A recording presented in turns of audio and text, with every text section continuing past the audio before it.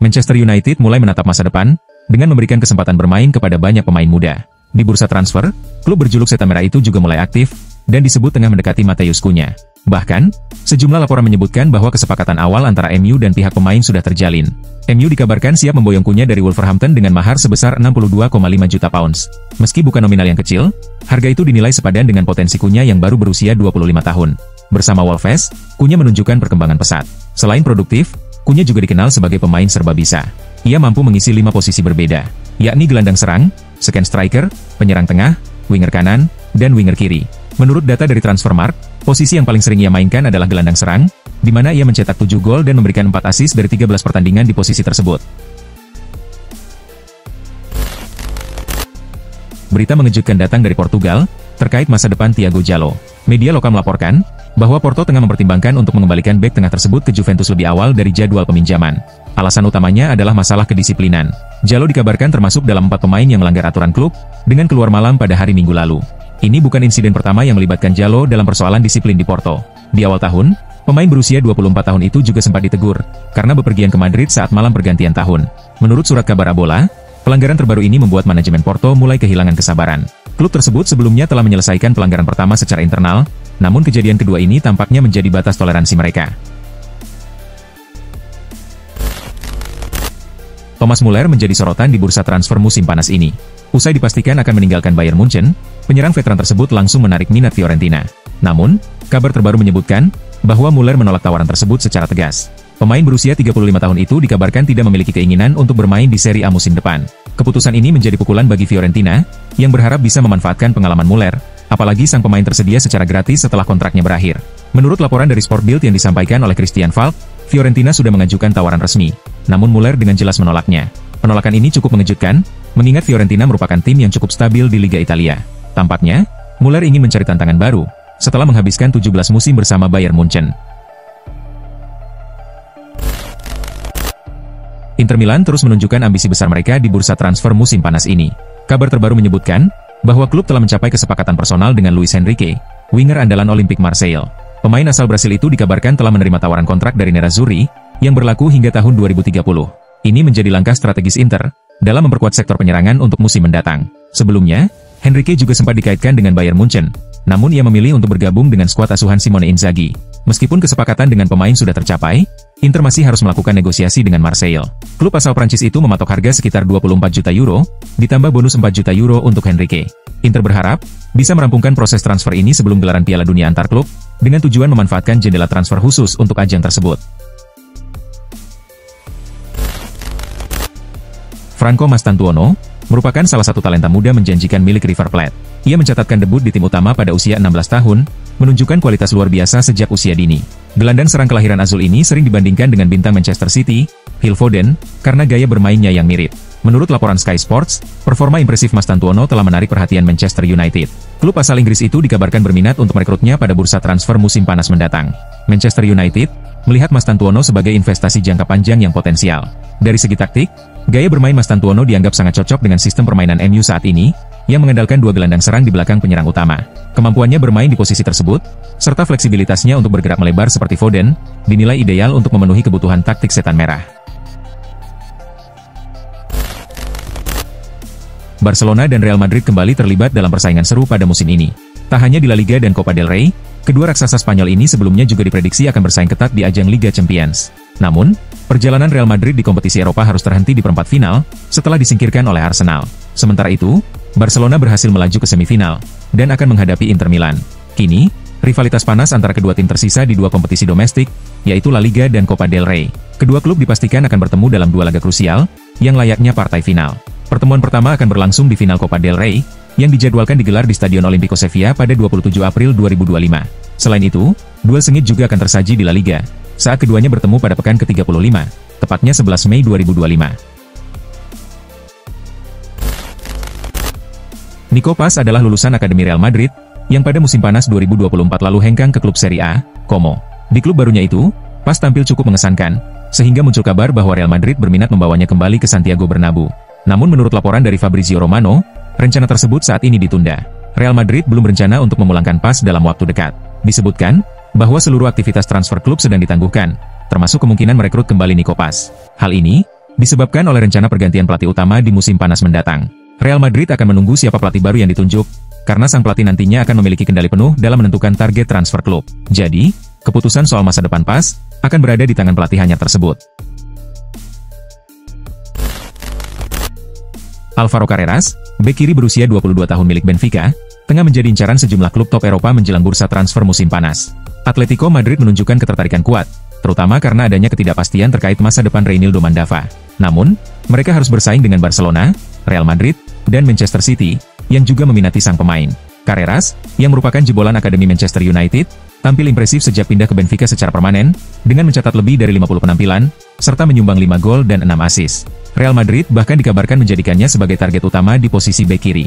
Masa depan Carreras kini menjadi sorotan, dan menarik untuk dinantikan apakah ia akan kembali ke Spanyol dalam waktu dekat. Menjelang pertandingan kontra Everton di Premier League, Chelsea terus mempersiapkan diri, guna menjaga peluang finish di posisi 5 besar. Usai meraih kemenangan atas Fulham, The Blues menyadari bahwa rangkaian kemenangan masih sangat dibutuhkan di tengah jadwal yang padat. Namun, fokus mereka tidak sepenuhnya berada di lapangan. Isu transfer kembali mencuat, khususnya terkait posisi penjaga gawang, yang dinilai belum konsisten. Enzo Maresca dikabarkan kurang puas dengan penampilan Philip Jorgensen dan Robert Sanchez. Kini, mereka dikabarkan sedang mengincar Diogo Costa dari FC Porto. Kiper utama timnas Portugal itu memiliki klausul pelepasan sebesar 1,44 triliun rupiah. Meski nominalnya tergolong tinggi, Chelsea disebut akan berupaya menegosiasikan harga tersebut, karena mereka juga masih perlu memperkuat lini depan. Ollie Watkins bergabung dengan Aston Villa pada tahun 2020. Selama membela klub tersebut, striker berusia 29 tahun ini telah tampil sebanyak 218 kali, mencetak 86 gol, dan menyumbang 41 assist. Namun, masa depannya di Villa kini diragukan. Dalam ketidakpastian itu, Liverpool disebut-sebut ingin merekrut Watkins. Sang pemain dikabarkan ingin hengkang dari Villa, karena kecewa menjadi cadangan saat menghadapi PSG di Liga Champions. Pihak manajemen Villa pun dikabarkan bersedia melepas Watkins, agar bisa mendanai transfer Marcus Rashford. Aston Villa disebut mematok harga 50 hingga 60 juta pounds untuk Watkins, sedangkan Rashford diperkirakan bernilai sekitar 40 juta pounds. Liverpool sendiri ingin menjadikan Watkins sebagai pengganti yang ideal untuk Darwin Núñez, yang diperkirakan akan hengkang di musim panas nanti.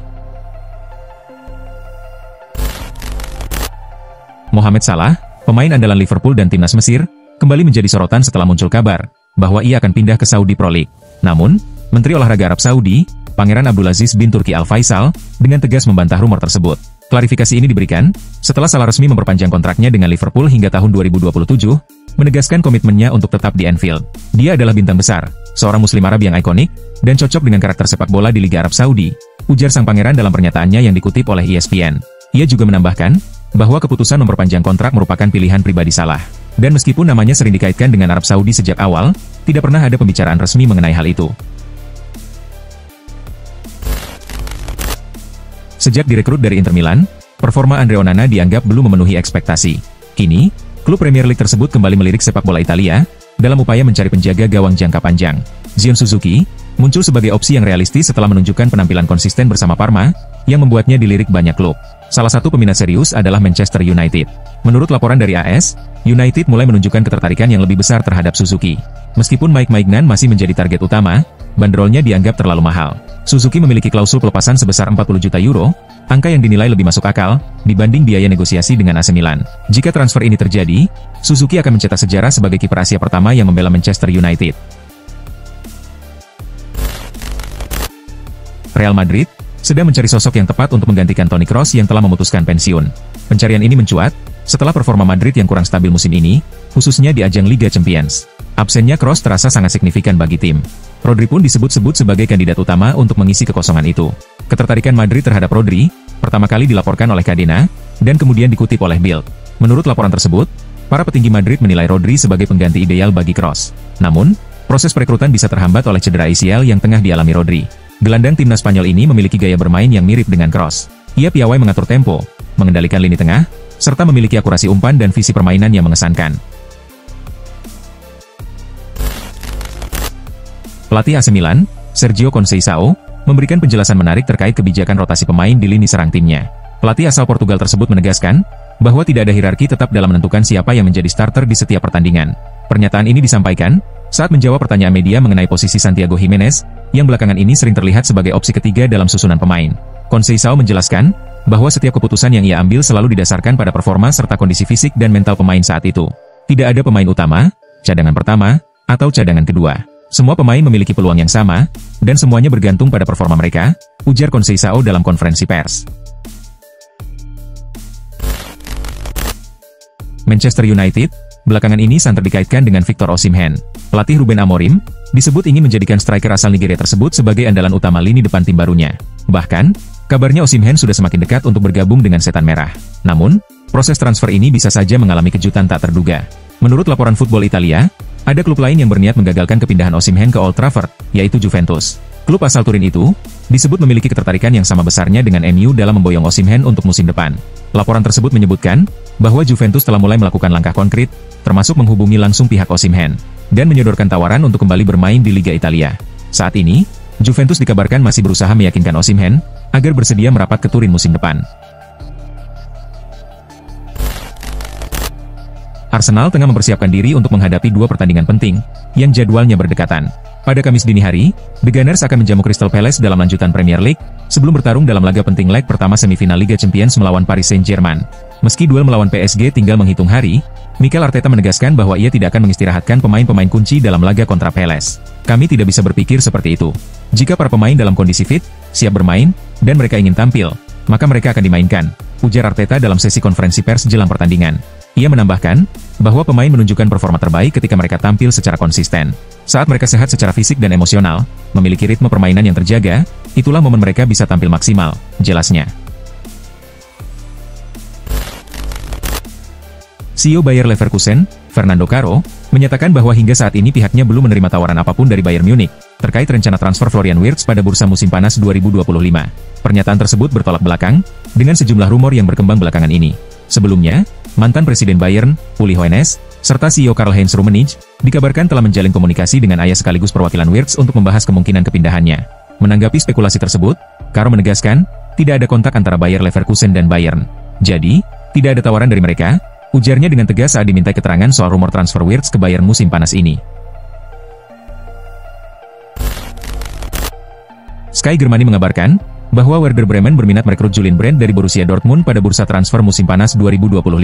Saat ini, kontrak Brandt dengan Dortmund hanya tersisa 1 tahun, dan akan berakhir pada musim panas 2026. Menurut laporan tersebut, Dortmund bersedia melepas Brandt jika ada klub yang bersedia membayar 25 juta euro. Dortmund memilih opsi ini agar tidak kehilangan sang gelandang secara gratis saat kontraknya habis tahun depan. Meski diyakini tidak akan mengalami kesulitan dalam memenuhi biaya transfer, Werder Bremen kemungkinan besar akan mengalami kendala terkait gaji sang pemain. Brandt saat ini menerima bayaran 9 juta euro per tahun, jumlah yang cukup besar untuk ukuran Bremen. Karena itu, klub asal Weserstadion tersebut kemungkinan akan mengajukan tawaran dengan potongan gaji, jika Brandt bersedia pindah ke sana pada musim panas mendatang. Juventus bertandang ke markas Parma, di Stadio Ennio Tardini dalam lanjutan kompetisi Liga Italia. Dalam pertandingan tersebut, Juventus harus menelan kekalahan tipis 0-1.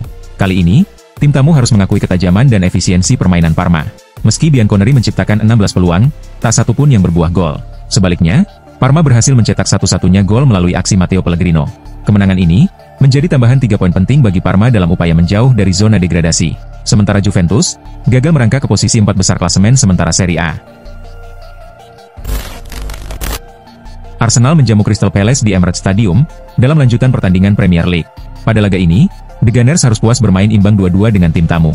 Meski tampil dominan di berbagai aspek permainan, tim asuhan Mikel Arteta hanya mampu mengamankan 1 poin. Arsenal sempat 2 kali unggul melalui gol Jakub Kiwior pada menit ketiga, dan Leandro Trossard di menit ke-42. Namun, Palace berhasil membalas lewat gol Eberechi Eze di menit ke-27, dan Jean-Philippe Mateta di menit ke-83. Hasil imbang ini membuat kedua tim harus berbagi angka, dengan Arsenal tetap berada di posisi kedua klasemen, sementara Crystal Palace bertengger di peringkat ke-12. Real Madrid bertandang ke markas Getafe di Coliseum dalam lanjutan kompetisi La Liga. Pada pertandingan ini, Los Blancos berhasil mengamankan kemenangan tipis 1-0 atas tuan rumah dan meraih 3 poin penting. Meski Getafe tampil impresif sepanjang laga, Madrid menunjukkan efisiensi tinggi dalam memaksimalkan peluang. Arda Güler menjadi penentu kemenangan lewat golnya di menit ke-21. Hasil ini membuat Madrid tetap bertahan di posisi kedua klasemen, terus menempel ketat Barcelona yang berada di puncak. Leg kedua semifinal Coppa Italia mempertemukan Inter dan AC Milan di Stadion Giuseppe Meazza. Pada pertemuan pertama awal bulan ini, kedua tim bermain imbang 1-1. Namun kali ini, hasil pertandingan di luar dugaan. Inter yang sebelumnya difavoritkan, justru harus mengakui keunggulan Milan yang tampil lebih efektif. Rossoneri mencetak 3 gol, melalui 2 lesakan Luka Jovic di menit-menit 36 dan 49, serta 1 gol tambahan dari Tierney Reijers di menit 85. Di sisi lain, Inter gagal mencetak gol balasan. Kemenangan ini memastikan langkah Milan ke final Coppa Italia, di mana mereka akan menghadapi pemenang laga antara Bologna dan Empoli. Sementara itu, Inter harus merelakan langkahnya terhenti, dan mengubur ambisi meraih treble musim ini.